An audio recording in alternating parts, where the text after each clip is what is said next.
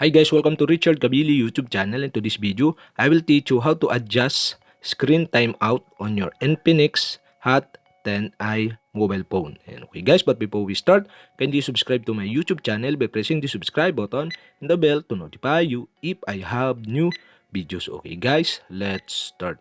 And okay guys, you all have to do is go to setting in your Infinix Hot 10i. And okay guys, here in settings, scroll down and go to display and brightness. Okay, tap the display and brightness. In display and brightness, okay, you can see the screen timeout. Okay, you'll have to do is tap the screen timeout, and the pop-up are show. Now you can adjust the screen timeout of your Infinix Hot 10i. And okay guys, okay, now you can select the time. Okay, and okay guys, in this tutorial I set into 30 minutes. Okay, tap the 30 minutes.